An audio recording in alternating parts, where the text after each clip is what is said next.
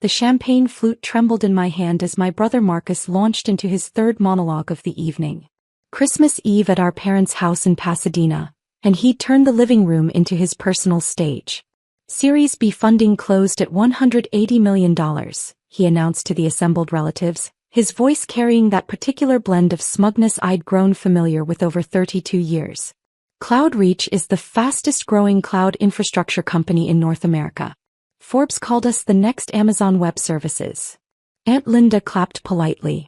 Uncle Robert raised his beer in salute. Mom practically glowed with pride, her hand resting on Marcus's shoulder like he'd just won the Nobel Prize. "And what's your role there, sweetie?" Aunt Linda asked, leaning forward with genuine interest. "Senior Product Manager," Marcus said, straightening his designer tie. "I oversee the entire roadmap for our enterprise solutions. The CEO values my input on everything." He actually texted me on Christmas Eve about Q1 strategy. He pulled out his phone as evidence, waving it like a trophy. Dad nodded approvingly from his armchair. Marcus has real stability now. Benefits, stock options, the whole package. He's set for life when they go public. The implication hung in the air like smoke. Unlike me.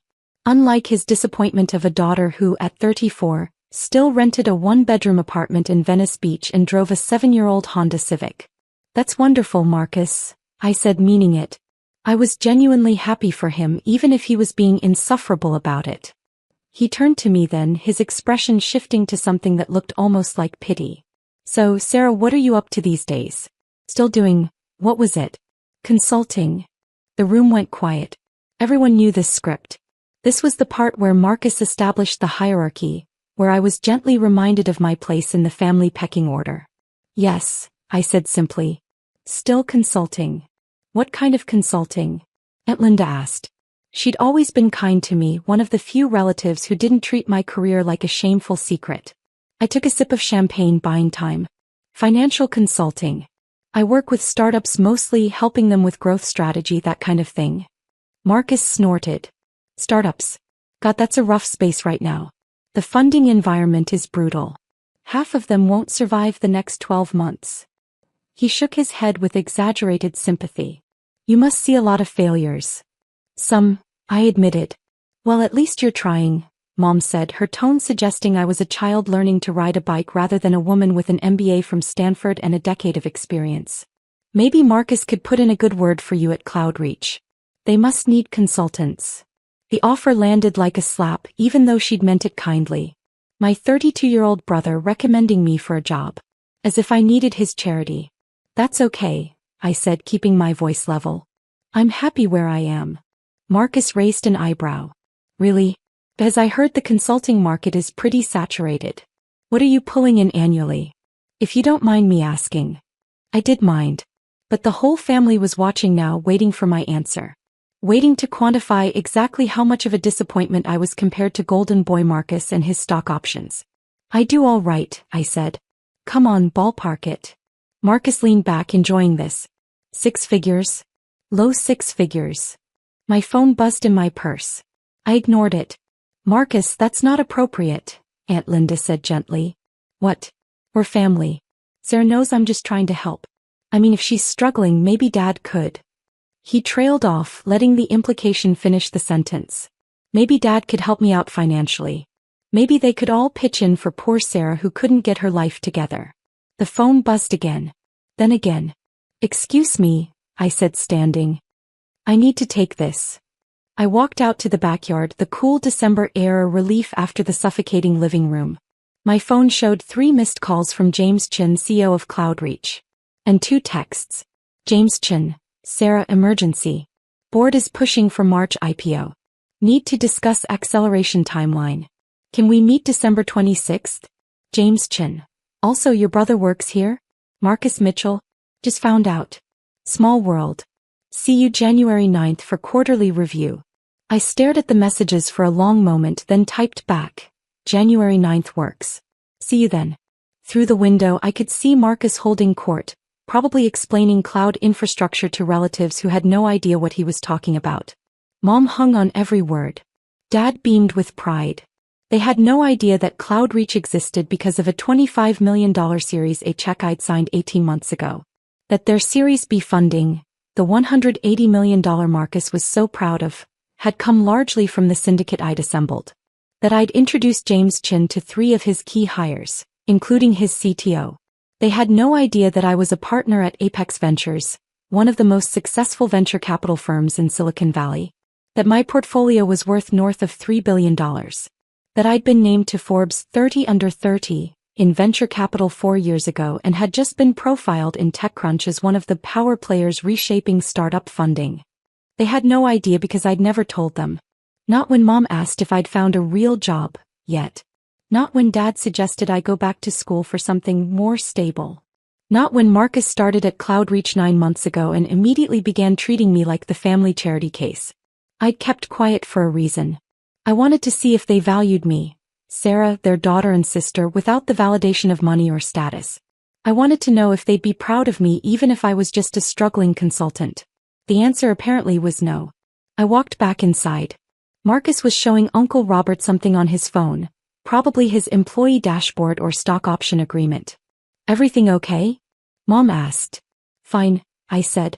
Just work stuff. On Christmas Eve? Marcus laughed. What kind of consulting emergency could there be? I smiled. Just a client checking in. Well, hopefully they're paying you overtime, Dad joked. The rest of the evening crawled by. More stories about CloudReach. More pointed questions about my life that I deflected with practiced ease. More pitying looks from Mom and encouragement to hang in there. At 10 o'clock I made my excuses and left. As I drove back to Venice Beach my phone rang. James Chin again. Sarah, sorry to bother you on Christmas Eve, he said when I answered. I know we're meeting on the 9th, but I wanted to give you a heads up. The board wants to accelerate everything. IPO by March, which means we need to finalize the S1, get the roadshow scheduled, the whole 9 yards. That's ambitious, I said. It's insane, he admitted. But the market conditions are perfect and frankly we need the capital to scale. Your initial thesis about enterprise adoption was dead on. We're at 340% year-over-year growth. Congratulations, James. You've built something special. We've built something special, he corrected. None of this happens without Apex's support. Without your support. You took a chance on us when everyone else was funding AI companies. I smiled in the darkness of my car. I liked your vision. Still do. The team is excited to meet you properly on the 9th. I know we've done most of our check-ins remotely, but having you come to the office will be huge for morale. Also, funny story, I just found out your brother works here. My stomach tightened. Yeah, small world. Marcus Mitchell, right? Senior PM on the enterprise team. Good guy, sharp thinker. Does he know you're with Apex? We don't really talk about work, I said carefully. Well, he's about to find out. I'm doing an all-hands before our meeting to announce your visit. We're trying to build more transparency around our investors, show the team who's backing us. Is that okay? I thought about Marcus's face earlier that evening. The casual condescension. The pity. Mom's suggestion that he could get me a job. That's fine, I said. Great. See you January 9th at 10 a.m. And Sarah? Thank you. For everything. The next 2 weeks passed in a blur.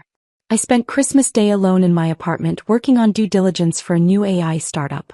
I had coffee with 2 founders on the 27th. I reviewed term sheets. I attended a partner meeting at Apex's Sand Hill Road office, where we discussed our Q1 investment strategy. My family didn't call. Not surprising. Christmas was Marcus's show now. I was just a supporting character in his success story. On January 8th, I got my hair done and picked up the Armani suit I'd had tailored. Black, perfectly cut with a silk blouse the color of money. I packed my briefcase with the CloudReach files. Every email, every board memo, every funding round document. That evening Marcus called. Hey Sarah, he said, his voice oddly tight. You busy tomorrow? I have some meetings. Why? There's this big thing at work. Our lead investor is visiting. CEO is making a huge deal about it. We're all required to attend this all-hands meeting at 9:30. Sounds important, I said neutrally. Yeah, I guess. Honestly, it's probably just some rich asshole who wants to feel important. VCs are the worst. They throw money around and act like they built the company themselves. I bit my tongue.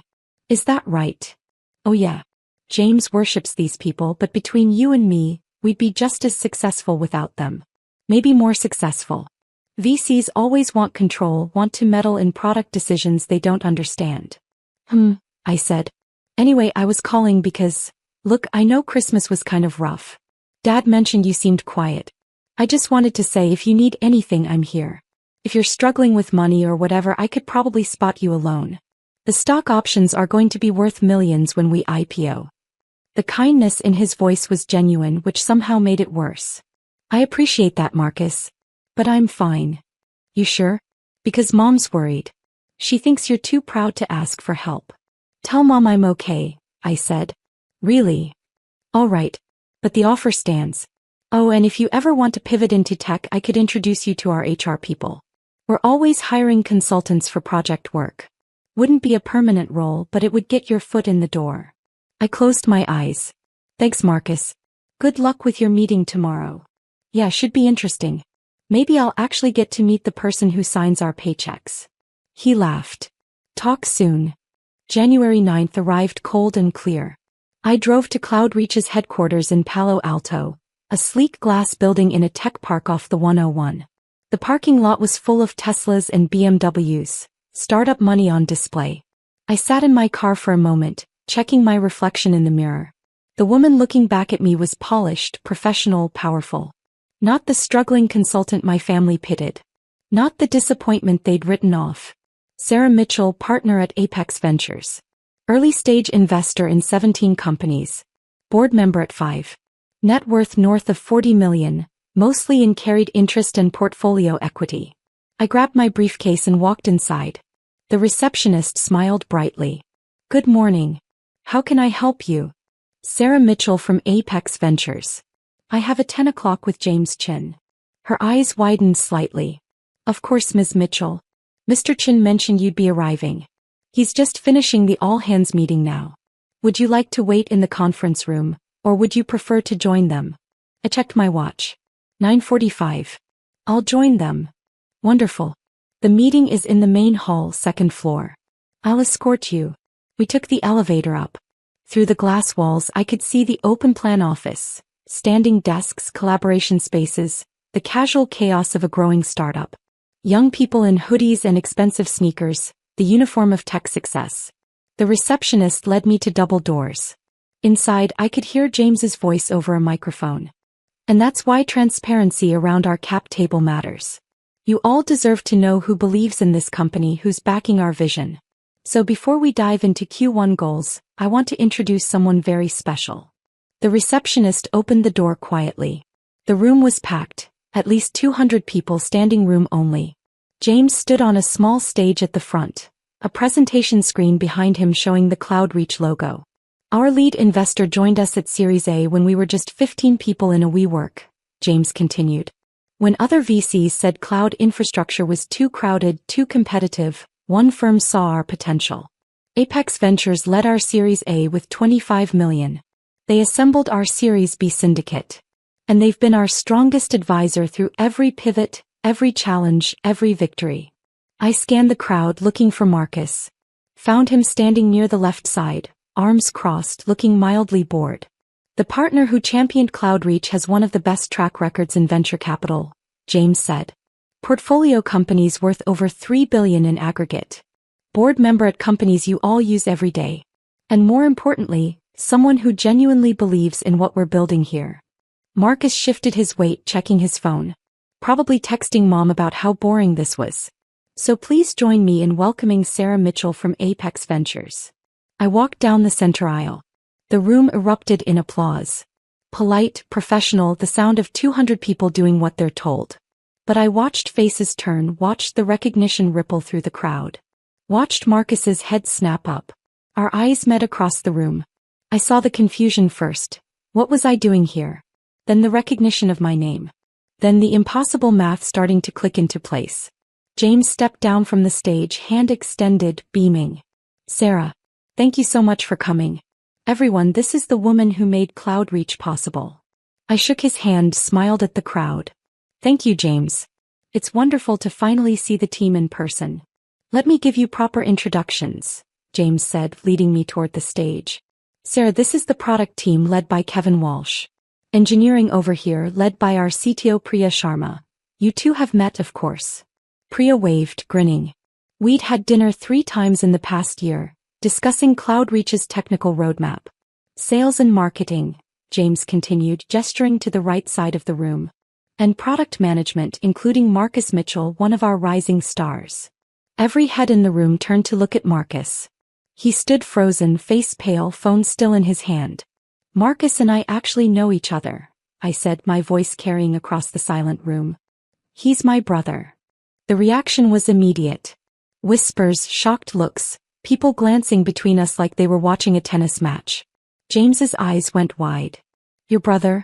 I knew you had the same last name, but I didn't make the connection. That's incredible. Marcus, you never mentioned your sister was in venture capital. Marcus opened his mouth. Closed it. Opened it again. We don't really talk about work.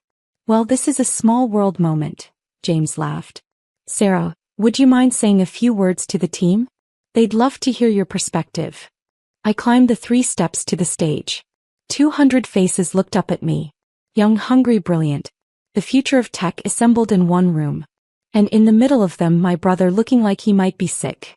Thank you, James, I said into the microphone. And thank you all for building something extraordinary.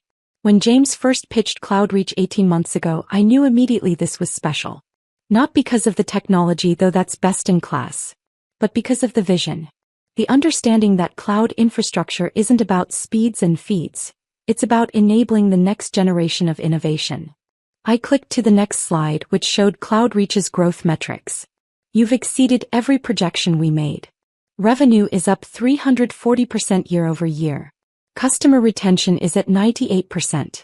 You've gone from 15 employees to over 200. You've built something that will define the industry for the next decade. More applause. I let it die down before continuing. At Apex, we invest in people, not just products. We back founders who have the courage to see what others miss. And we partner with teams who have the discipline to execute. CloudReach has both. That's why we led your series. That's why we assembled your Series B syndicate. And that's why we'll continue to support you through the IPO and beyond. I paused, looking directly at Marcus. Some people think venture capital is about throwing money around. But it's not. It's about belief. It's about seeing potential before anyone else does. It's about taking risks on people who might not look successful yet, but who have the vision and drive to build something incredible. Marcus's face had gone from pale to red. So congratulations, I finished. To everyone in this room. You're part of something special. And I'm honored to be along for the ride. The applause was genuine this time, enthusiastic. James took the microphone back, launching into a discussion of Q1 goals. I stepped off the stage and immediately people approached me. Engineers wanting to discuss the technical roadmap, product managers pitching features, everyone wanting a moment with the person who'd believed in them. Marcus didn't approach. He stood rooted to his spot, staring at me like I was a stranger. The all-hands meeting ended at 10:15. James ushered me to a conference room where the executive team waited. CTO, CFO, VP of Sales, VP of Product. We spent 2 hours reviewing the IPO timeline, discussing board composition, planning the roadshow. At noon, James walked me back to the lobby. That went better than I could have hoped, he said. The team is energized. And having you here, seeing that our investors are engaged, it matters. Happy to help, I said. CloudReach is one of my favorite portfolio companies. You should be very proud. We couldn't have done it without you. He hesitated. Can I ask, what's the deal with your brother? He looked like he'd seen a ghost. I smiled carefully. Family dynamics. We don't talk about work much. Fair enough. Well, he's lucky to have you. Must be inspiring having a sister who's accomplished so much. I didn't correct him. As I walked to my car, my phone exploded with messages. 7 texts from Marcus. 3 missed calls. 2 voicemails. I listened to the first voicemail in my car. Sarah, what the fuck? You're a venture capitalist? You're a partner? At Apex? You've been lying to us for years. Call me back. Now. The second voicemail was quieter, shakier. Sarah, I don't understand. Why didn't you tell us? Why did you let us think? Mom is going to lose her mind when she finds out. Dad too. You need to call me. Please. I deleted both voicemails and drove back to Venice Beach. That evening, the family group chat erupted. Marcus, everyone needs to hear this. Sarah isn't a consultant. She's a venture capitalist. A partner at one of the biggest VC firms in Silicon Valley. Mom, what? Sarah, is this true? Dad, Marcus, what are you talking about? Marcus, she's been lying to us. She's rich. Like really rich. She invested in Cloudreach. She's basically my boss's boss. Aunt Linda, Sarah, that's wonderful. Why didn't you tell us? Mom, Sarah, please call me. I'm so confused. I muted the chat and poured myself a glass of wine. The calls started at 7. Mom first, then Dad, then Marcus again. I let them all go to voicemail. At 8:30, someone knocked on my door. I looked through the peephole and saw Marcus standing in the hallway, still wearing his Cloudreach hoodie. I opened the door. Why? He said immediately. Why did you lie to us? I didn't lie, I said calmly.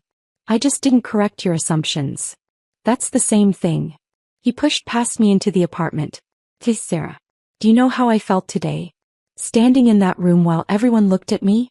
While they realized my sister is Sarah Mitchell from Apex Ventures and I had no idea. How did it feel? I asked. He spun to face me. Humiliating. I look like an idiot. My own sister, and I didn't even know what she did for a living. You never asked, I said quietly. Not really. You asked what I did, and when I said consulting, you made assumptions. You decided I was struggling. You offered me loans. You suggested Dad could help me out. Because you live in this tiny apartment. You drive a Honda. You never talk about your job. I like my apartment, I said. It's close to the beach. And my car runs fine.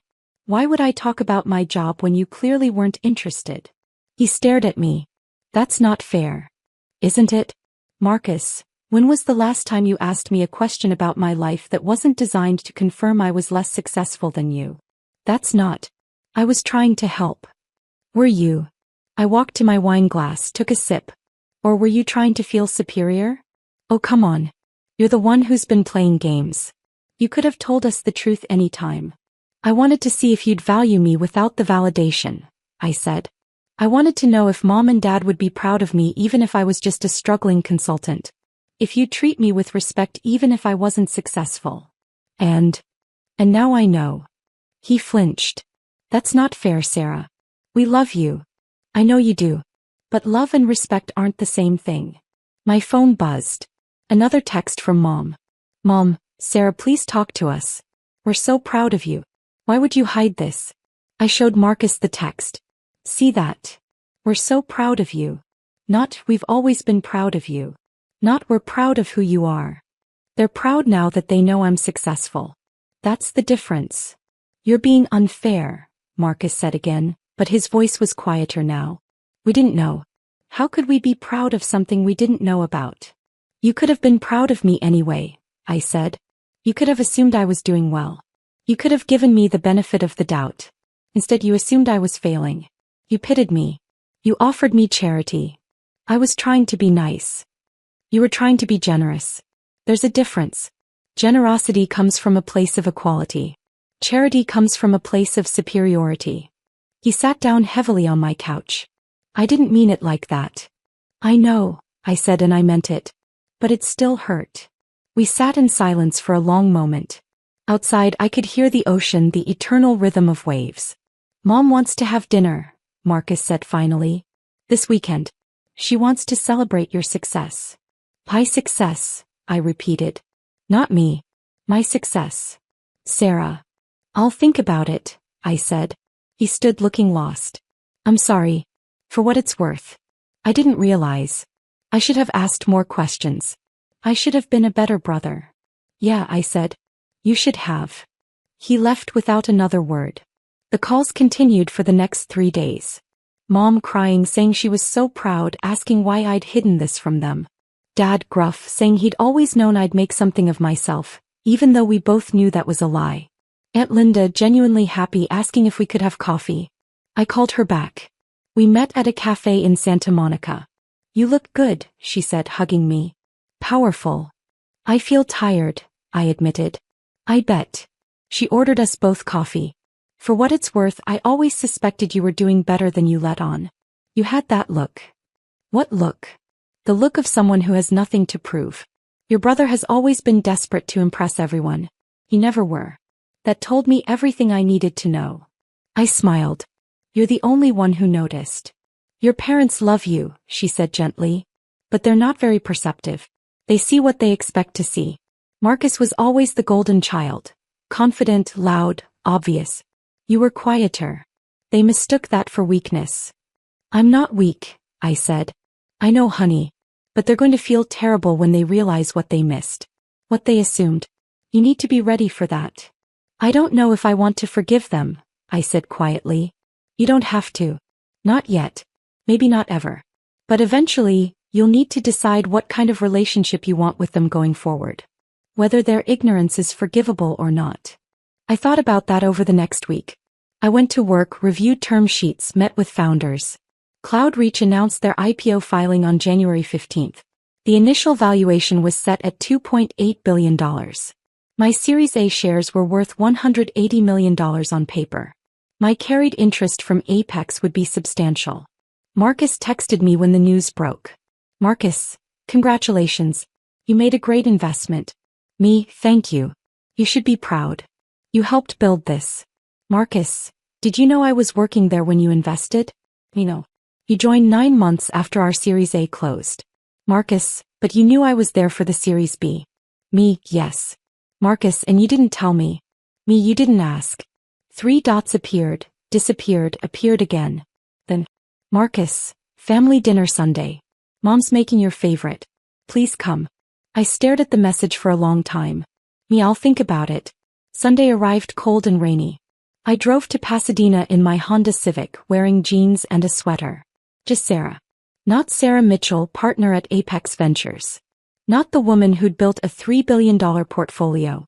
Just me. Mom opened the door before I could knock. Sarah. Oh honey, come in. You must be freezing. The house smelled like pot roast. My favorite, like Marcus had said. The table was set for 5. Mom, Dad, Marcus, me and Aunt Linda. Linda's here. I asked. I invited her, Mom said. I hope that's okay. She said you two had coffee. That's fine. Dad stood when I entered the dining room. Sarah. Good to see you. Hi, Dad. Marcus was already sitting, looking uncomfortable. He nodded at me. Hey. We sat. Mom brought out the pot roast, the potatoes, the carrots. The meal I'd grown up with, the comfort food of my childhood. For a while no one spoke. We just ate, the silence heavy with everything unsaid. Finally, Dad cleared his throat. We owe you an apology. I looked up. We made assumptions, he continued. About your career. About your life. We didn't ask the right questions. We didn't see what was right in front of us. We're so sorry, honey, Mom said, her eyes shining with tears. We should have known. We should have asked. We should have been proud of you all along. Why weren't you? I asked quietly. The question hung in the air. I don't know, Mom whispered. I think we saw what we expected to see. Marcus was always so confident, so sure of himself. You were quieter. We mistook that for uncertainty. I was never uncertain, I said. I was just private. I know that now, Dad said. And I'm sorry. We failed you as parents. We made you feel like you had to hide your success from us. You did, I said. Every time I came to a family gathering, you compared me to Marcus. You asked when I'd get a real job. You offered me money. You pitted me. Marcus flinched. I wanted you to value me for who I am, I continued. Not for what I've accomplished. I wanted to know if you'd love me even if I was struggling. Even if I wasn't as successful as Marcus. We do love you, Mom said. We always have. But you didn't respect me, I said. Not until you found out I was rich. Not until you learned I was successful. That's what hurts. Silence fell again. Aunt Linda spoke up. For what it's worth, Sarah, I've always been proud of you. Not because of your job or your money. But because of who you are. Kind, thoughtful, brilliant. That's what matters. Thank you, I said, my voice thick. We want to make this right, Dad said. Tell us how. I looked around the table. At my parents, desperate for forgiveness. At Marcus, ashamed and chastened. At Aunt Linda, supportive as always. I don't know if you can, I said honestly. I don't know if I'm ready to forgive you yet. Maybe someday. But not today. Mom's face crumpled. Sarah. But, I continued, I'm willing to try. To rebuild. To see if we can have a relationship based on who we actually are, not who you thought I was. We'll do anything, Dad said. Then start by asking me questions, I said. Real questions. About my work, my life, my dreams. Not questions designed to confirm your assumptions. Questions because you actually want to know. Okay, Mom said. Hey, we can do that. The rest of dinner was awkward, halting. But it was a start. Mom asked about Apex Ventures. Dad asked about my investment philosophy. Marcus asked what it was like to be on boards. I answered honestly. I told them about the startups I'd funded, the founders I believed in, the risks I'd taken. I told them about the failures too, the companies that had crashed, the bets that hadn't paid off, the hard lessons I'd learned. They listened. Really listened, maybe for the first time in years. At 9 o'clock I stood to leave. Will you come back? Mom asked. Next week. Maybe, I said. If you want me to. We do, Dad said. Very much. Marcus walked me to my car. The rain had stopped, leaving the streets slick and shining. I'm sorry, he said again. For everything. For being an asshole. For making assumptions. For offering you loans when you probably have more money than I'll ever make. I smiled despite myself. You don't know that. Cloudreach's IPO will make you rich. Not Apex Ventures rich, he said. Not Sarah Mitchell rich. Money isn't the point, I said. I know. But it's hard not to feel stupid. I spent years talking down to you. Years thinking I was the successful one. Years pitying you. You weren't entirely wrong, I said. I was struggling. Just not financially. I was struggling to figure out if my family would love me without the success. Turns out that's a harder question to answer than any pitch deck I've ever reviewed. And, what's the answer? I looked at him. My little brother who'd grown into a man I barely recognized. Who'd been insufferable and condescending and kind all at once. I'm still figuring it out, I said. I drove home through the empty streets, the city lights reflecting off wet pavement. My phone buzzed with a text from James Chen. James, board approved the IPO timeline. Roadshow starts in February. Thank you for believing in us when no one else would. I smiled and typed back. Thank you for building something worth believing in. The Cloudreach IPO happened on March 12th.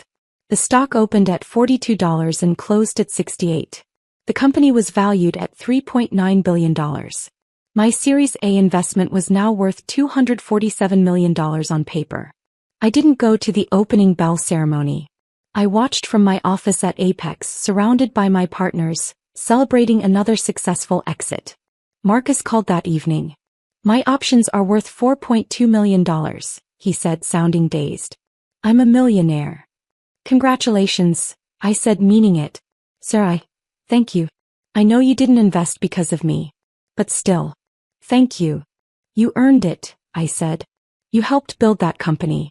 Be proud of what you accomplished. I am, he said. And I'm proud of you too. For what it's worth. I should have said that years ago. Yeah, I said. You should have. Better late than never? I thought about that. About forgiveness and family and the complicated math of love. Yeah, I said finally. Better late than never. We hung up. Outside my window, Sand Hill Road stretched toward the horizon, lined with venture capital firms that had shaped the technology landscape. I was part of that world now. I'd earned my place at the table. But I'd also learned something important. Success without recognition is still success. Worth without validation is still worth. I didn't need my family's approval to know my value. But it was nice finally to have it anyway. My phone buzzed one more time. Mom in the family group chat. Mom, family dinner next Sunday. Sarah, please bring pictures of your work. We want to hear all about Apex Ventures. We want to know everything. I smiled and typed back a single word. Me okay. It wasn't forgiveness. Not yet. But it was a beginning. And sometimes a beginning is enough.